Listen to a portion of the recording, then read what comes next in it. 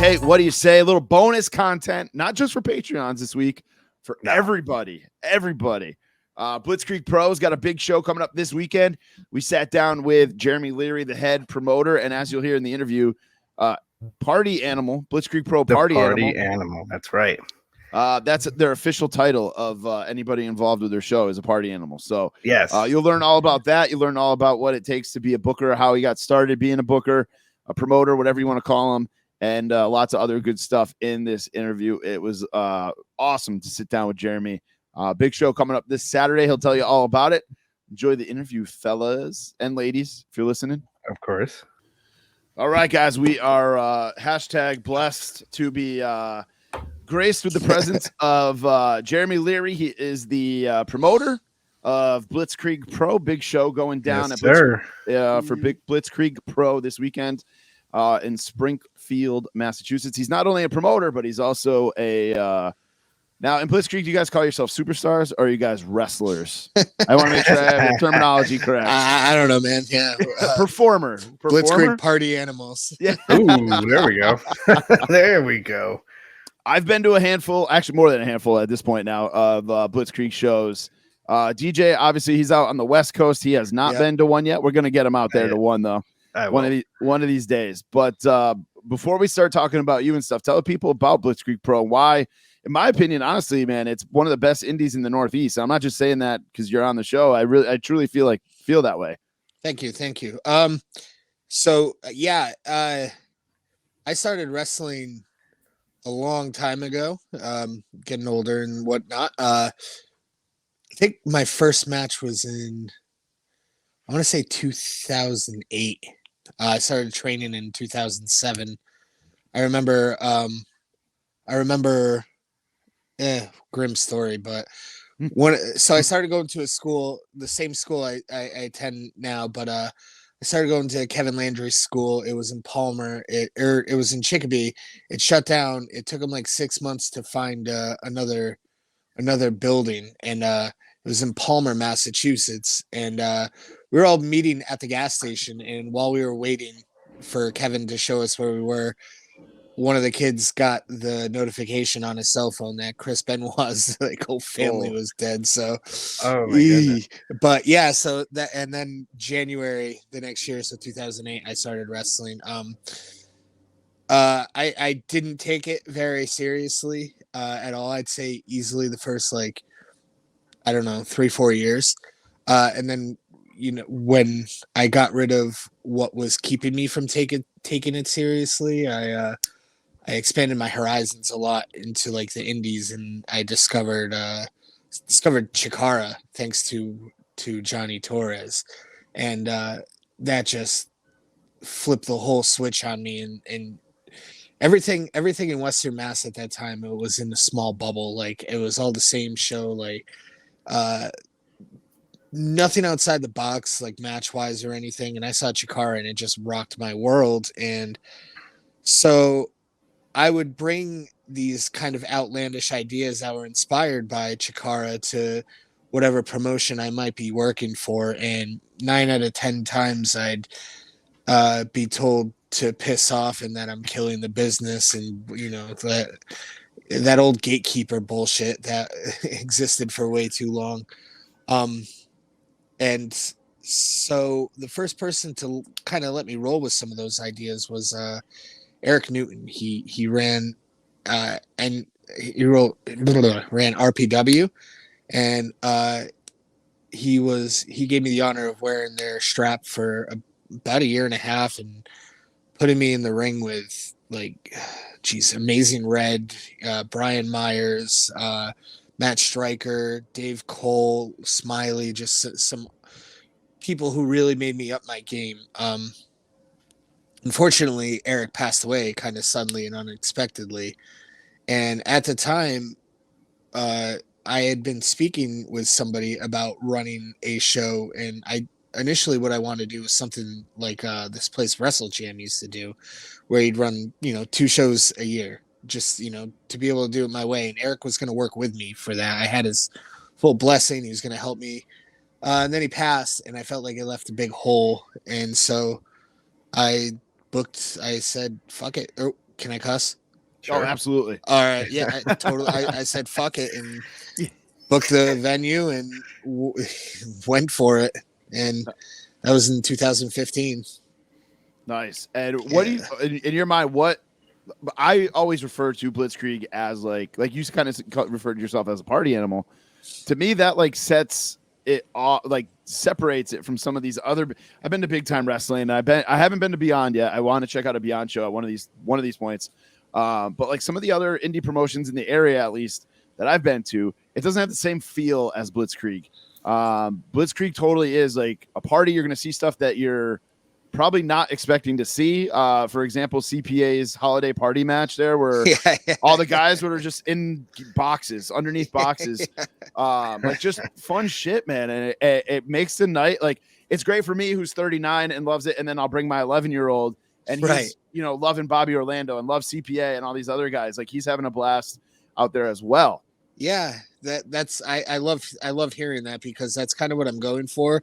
To be told so long when I was young in wrestling that wrestling's only supposed to be this way, and hating that.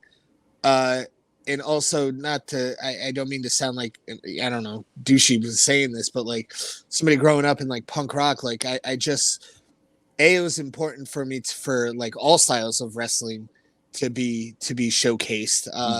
Right.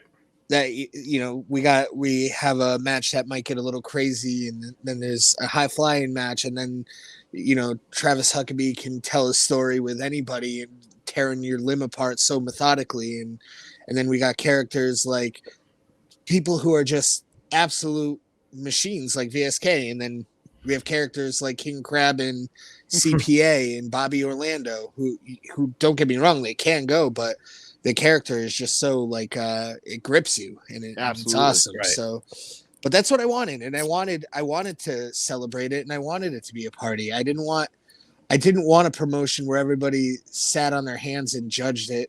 I wanted them, growing up in punk rock, I no rock star bullshit. Like, you're just, when you're at a Blitzkrieg show as a fan, you're just the biggest part of this as anybody. Like, that, it's so important to me that they feel like they're a part of it and they're in on everything and are just enjoying it, whether they're treating it like a party. It's supposed to be a fucking escape.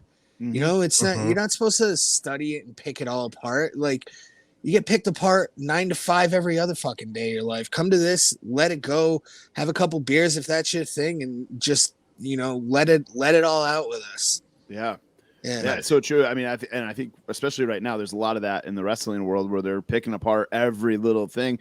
We're probably guilty of doing it on the pod here and there. I mean, that's kind of like what we're supposed to do, where it's like, oh, so and so is doing this, so and so is doing that. And I've said on our show a few times, like, I've been having more fun lately going to these Blitzkrieg shows than, like, say, a WWE show. I took my kid to SmackDown in November, and then I think you guys had a show in December, like right after. Yeah. And I had way more fun at the Blitzkrieg Pro show, like, than the SmackDown show.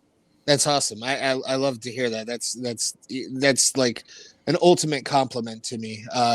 And I think it's a little bit different when people judging stuff like giving their opinions on something like WWE and stuff. That's a lot different. Where our shit, it's so easy. It's so easy to drag stuff, but like, they don't realize how fucking grassroots and DIY we are. Like, and how many years like it takes off of like my life, how many sleepless nights, and so like, I'm glad that we've gotten to a point with because we've had some huge speed bumps and like been dragged through the mud too. So to get to the point we are now is a very fulfilling feeling. Yeah, and you guys are bringing in huge names on the independent scene, and for the meet and greet stuff. Obviously, this weekend's a huge example of that with Kevin Nash. Correct. Yeah, he's been there before. Jimmy Hart's been there before too, right? Jimmy Hart, yeah. It's been years, but yeah. Yeah. Cowboy Bob Orton, Evil Uno, Lince Dorado. The list goes on. There's a huge list of guys that'll be there this weekend. What is a day in a life like for you, the day of a show as a promoter and a performer? You're putting together a match, but you're also in charge of pretty much everything that day of. Like you said, you're a small operation. I know you've got a handful of guys that help you out, and I'm sure Skylar helps you out as well. Yeah.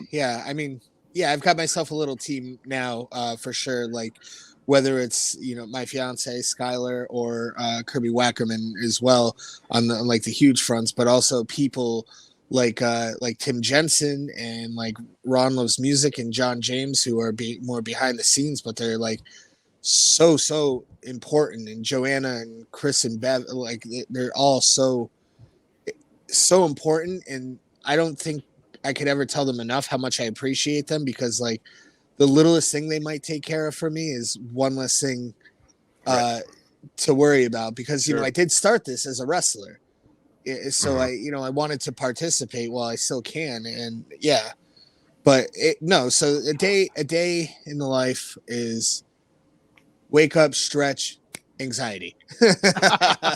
Like why am I in bed? Why am I still in bed? There's got to be something I can do. And I've learned to better do this, because Skylar will tell you, like, if we're going on vacation Friday, I'm packing Thursday night. That's just a flaw of mine, but I've learned to get a lot better with it with Blitzkrieg. So, but yeah, try to remember to eat and drink some water, and then just start putting out fires until it's showtime. And then how do you go over your match with like your opponent or your partner? I know you've been tagging lately. So like, you're like, all right, I need, 25 minutes at this time with so-and-so. Like, don't fucking bother me. Don't, leave me alone, put my phone away so you can bang out, what's supposed to happen. And then back to the chaos. Yeah. Oh, anybody that's had a match with me will tell you I get pulled away for 2 minutes at a time, a million times. But it's, like I said, we've got a bit more of a team now. So a lot of times they don't need to ask me. They kind of know the answer. And if they do, they know to come find me or Skylar or Kirby or whoever it may be. And so that's helped it a lot. But like in December, I had to be the first match just because of people's timing getting to the venue. That one was a bit more stressful than usual, I'll tell you. You wear it well, man. I'm not just trying to kiss your ass or anything like that, but like I talked to you for a few minutes in the December one, and it seemed like everything was business as usual. So yeah, well, 4 out of 5 times once the show's going, it's like it's a self-sustaining animal at this point. It just kind of gets rocking. Yep, nice. But there are things that can go very wrong, and they have. But sure. Yeah, luckily Murphy's we've been Law on wood. We've been doing well lately. So sure. DJ, what do you got for Jeremy? So who would be some of your favorite people to book? Like you pick up the phone with this particular person. Do you mean like names or name people that I've loved to work with? Swoggle is my dude. Nice. I love Swoggle. Gangrel is an absolute pleasure to work with. All right. Matt Raywald / Aiden English. Phenomenal dude. He was we had him on because of you guys. Yeah, it was a great podcast. Yeah, thank you. He was so nice and so like willing to just do anything. He seems like the nicest guy in the world. So he wasn't a drama queen? No, he was not a drama queen. He was not. My microphone gave us more trouble than he did. Yeah, no, he's awesome. I haven't had many headaches though. I'm trying not to leave anybody out.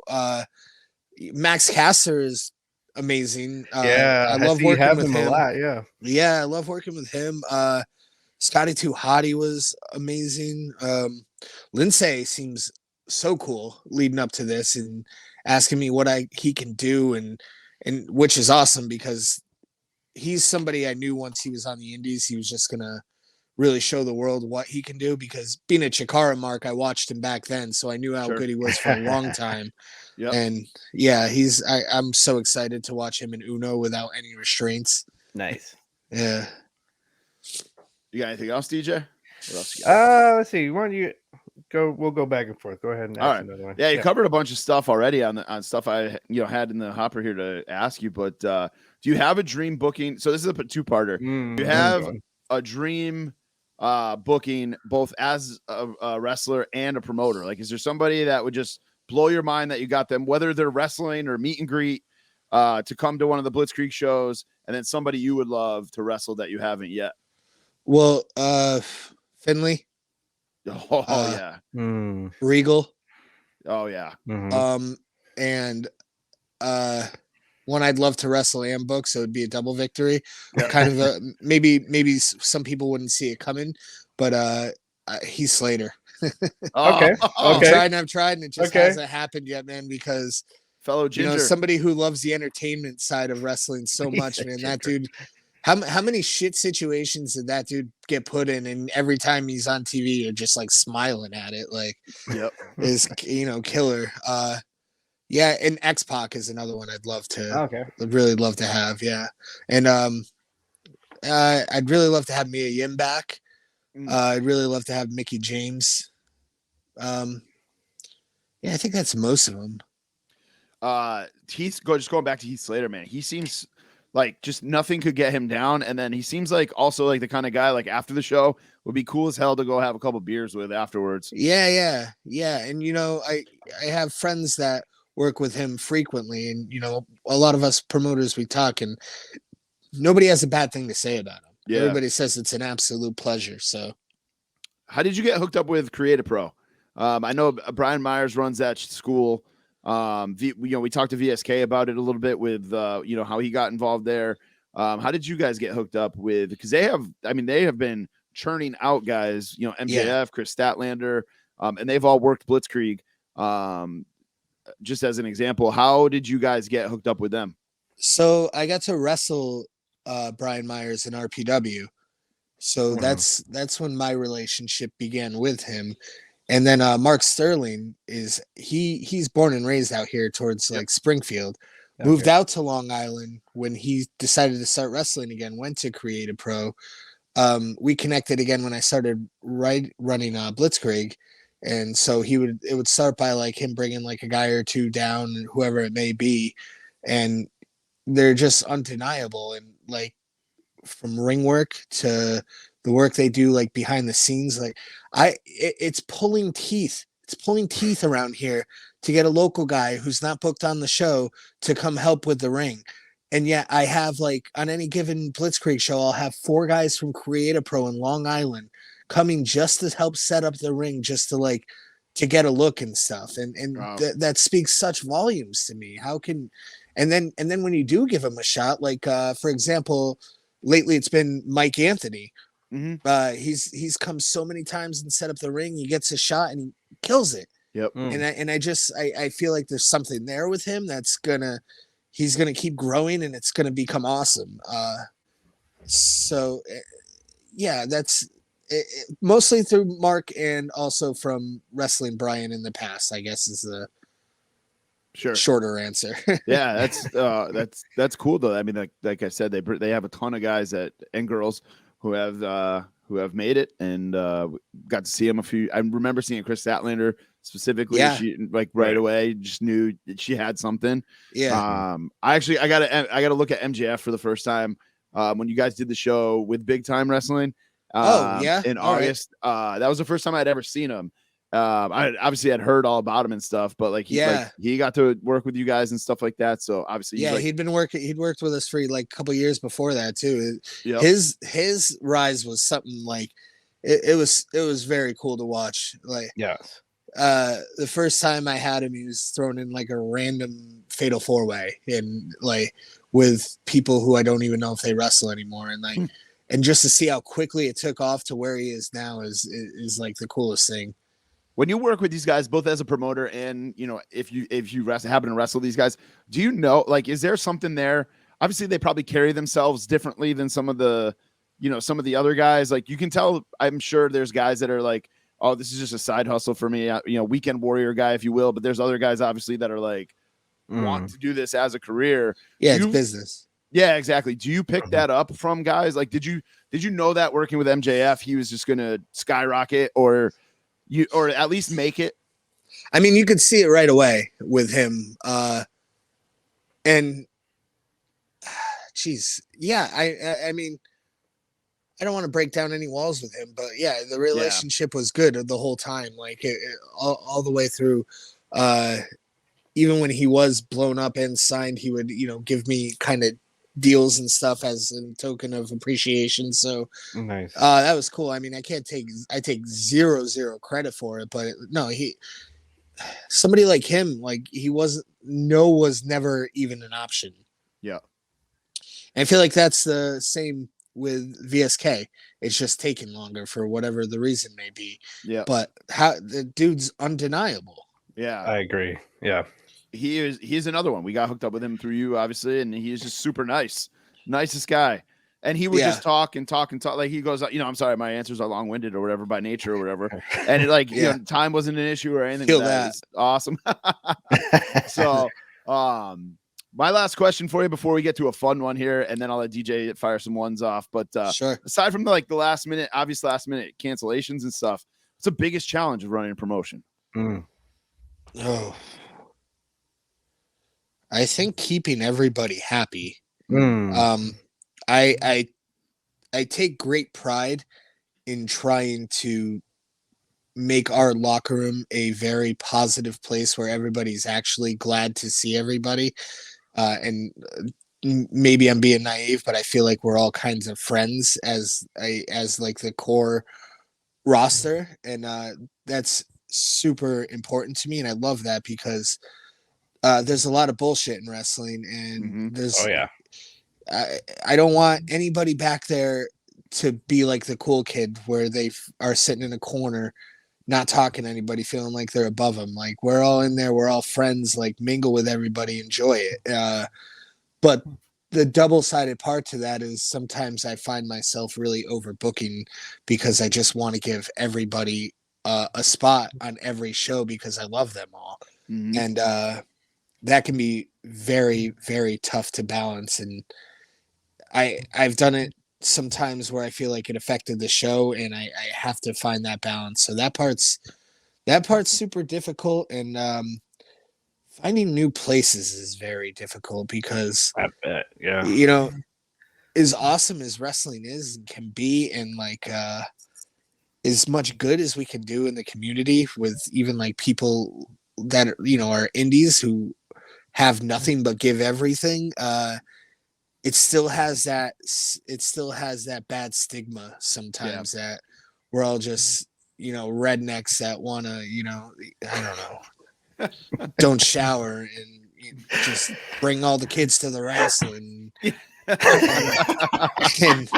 and we get those like we get a lot of kids, and I love that, but I always have been kind of reaching out more towards the fully grown dorks like myself who still want to love it and not feel ashamed and wear it with pride. So I'm right there with you. Yeah.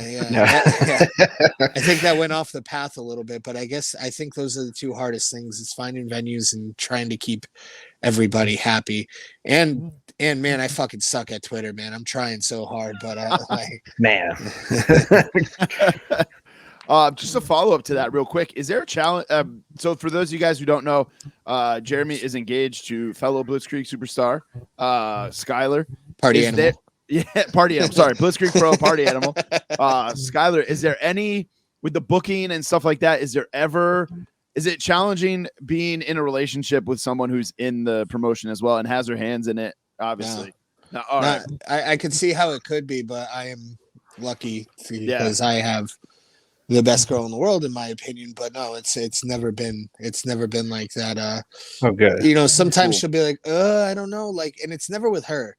I feel like both her and Kirby don't argue, or not even argue is the word, like just go with whatever, because they don't want it to seem like it's biased. But I'm the only person I'm biased about booking is myself. I have no interest in seeing a promotion where one of the wrestlers is running it and like they can't be beaten. Like that's terrible. Like, sure, right. I don't know. There's not much pride in it, but that said, I shouldn't job just to job either, like all the time. So finding a good balance is definitely tough on that. But no, she's been great with it the whole time, and she's really grown through it too. So it's been a pleasure. It's been an absolute pleasure having her on board the whole time. And I don't know if I would have. There's a couple times I probably would have stopped doing it if she didn't talk me off the ledge. So nice. I Yeah. want to throw some romantic music behind that part of the interview. yeah, careless whispers. Yeah, exactly. DJ, what else you got for Jeremy? You ever see the show Heels on Stars? I haven't yet, dude. I don't have stars. Okay. I might just let you borrow my my login just so you can watch it, because I feel like it would. I want to get your opinion on the show when you do watch it. Okay, yeah. Yeah. As soon as I finish Love is Blind, because I'm a fucking sheep in wolves clothing, apparently. Oh, that's hilarious. And then my next question, and you don't have to give us a name, but are there wrestlers or a wrestler that you would just never book again? Like they're just a nightmare, you'd never book them again? It's funny you say nightmare. Oh. Yeah, So, there is. Yeah. I've been dragged through the mud with some completely false like things, Mhm. and I feel it was just to tell a story on a podcast, to have an indie horror story, and it fucking ruined my life for a long time. And I wonder if that person ever thought of that. It literally put me in the fucking darkest place for months and made me want to stop. And they probably just went about living no problem, had a cool story to tell, so they thought. And yeah, I don't know. But there is, for sure. There is, and not only like main people, there's a couple indie people that we've had that I thought the world of. And they got back there and they rubbed our locker room the wrong way. They were arrogant. They didn't want to, play ball with everybody, and those people won't be asked back either. And yeah.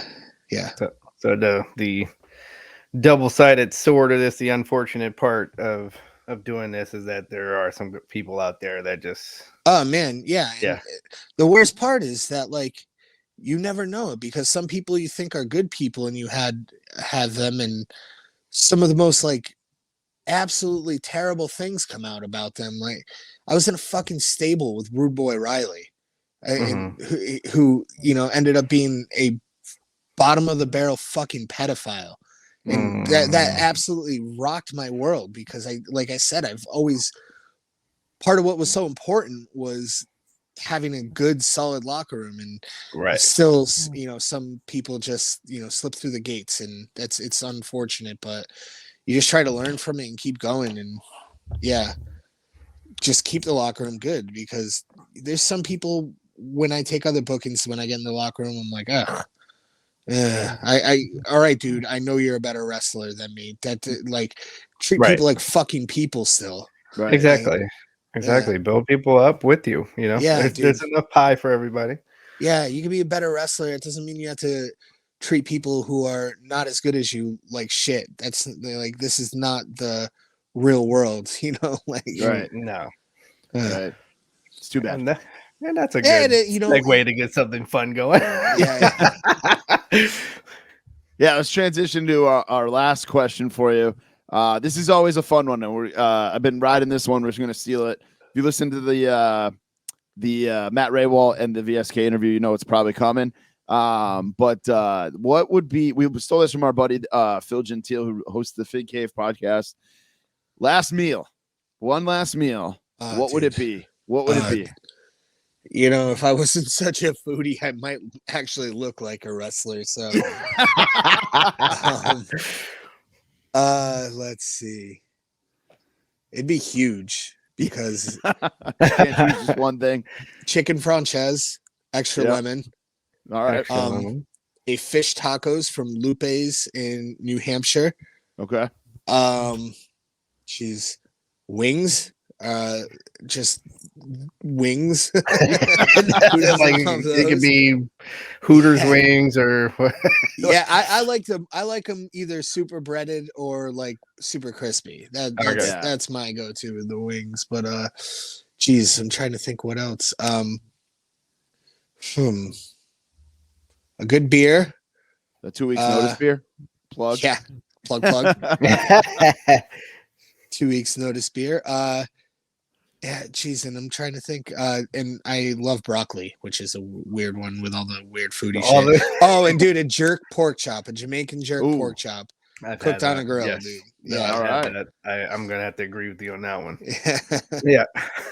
Sounds good, man. All right, Jeremy, spill the beans on everything not everything that's going to happen on Saturday night, but give the people all the info they need for Saturday night.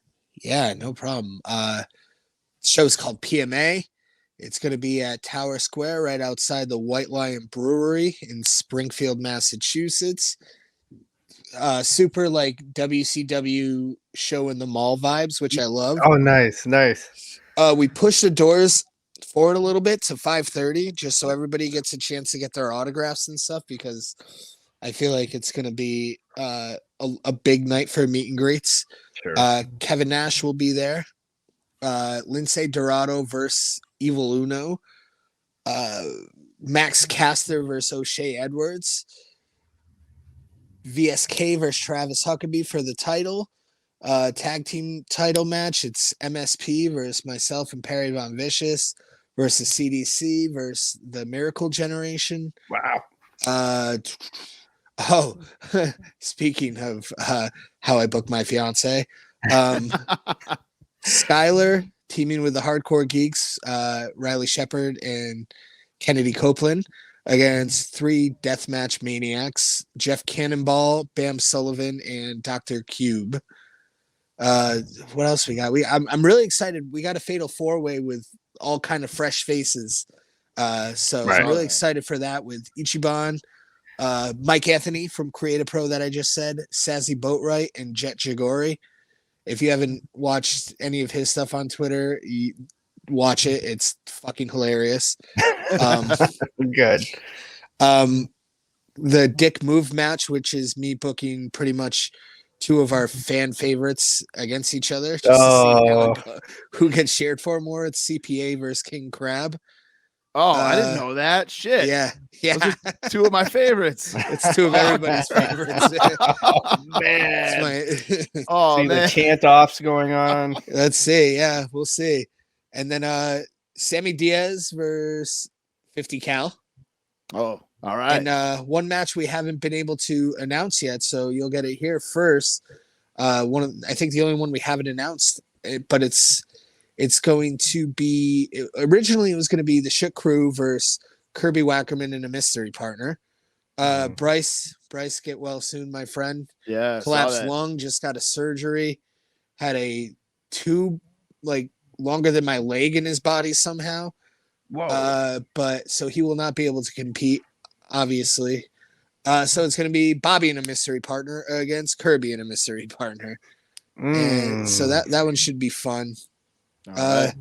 I don't think, I'm sure I'm forgetting a match or 2, but I can't think of what they are right now. And Cowboy Bob Orton will be there. Jimmy Hart. And Jimmy Hart signing autographs. And Jimmy Hart is a freak of nature. That dude in his 70s exactly has more energy than I could ever have. I mean, it's like, yeah, it makes you both mad and you're also like inspired a little. Yeah. right. I met him a couple of years ago and he looks exactly the same. He's the definition of like a Southern gentleman. Yeah. Like, he is so good. So good. I can't wait to meet him I've been again. trying. Oh shit. Of course, now that I'm on the spot here, I can't remember, but I've been trying to find a record from his band. Oh, What were they called? I know the song "Keep on Dancing" was the #1 hit. Like, they had a huge. Did you know this? He was a singer of a band in the '60s, and their song "Keep on Dancing" knocked the Beatles out of the #1 spot. I didn't know that part. I knew he was in a band. The Wow. Gentrys. The Gentrys. Thank you. The Gentrys. So I've been trying to find one of their records to get him to sign every time. That would be a good sign. Yeah, it'd be cool. Yeah. That's awesome. I bought a $15 megaphone off of Amazon today, actually for Saturday. So yes, that's a good one too, man. Yes, yeah. And I mean, while I'm here, if you don't mind, absolutely do whatever you got to do. Blitzkrieg Pro just got booked to be at it's Carnival, but now it's called I think it's called On a Roll now, but it's in it's April 15th and 16th in Northampton, Mass. Some shit you'd never picture us at, but we'll be wrestling both days. And night one is Wiz Khalifa and Waka Flocka Flame. Oh shit! And Wow. night two is somebody named Grizz, Hmm. Which I didn't know, but it's a techno artist. So we are going to turn up. And then Method Man and Redman, and I am a Wu-Tang guy, so I'm gonna do everything in my power to meet Method Man. Oh shit! Yeah, Might have and, to Both of jump them. on That's that like one. one of my favorite duos. Is yeah. Red Man. And not to spoil anything, but you might see a performance from somebody we all know on one of those nights. All right. Yeah. All right. And then March 25th, we're back in Enfield, Connecticut, and if you're not familiar with these two wrestlers, become familiar and then realize what an absolutely insane match this is going to be. It's going to be Alec Price versus Speedball Mike Bailey. And I, as a wrestling fan, am so excited to see that one. Lots of good stuff coming up, man. I'm excited, yeah. Looking forward to Saturday myself. We're going to have to get DJ out of here for one of these shows. One of these days he'll be there. One day. Yeah, one day. Either that or Speedball might get me out there.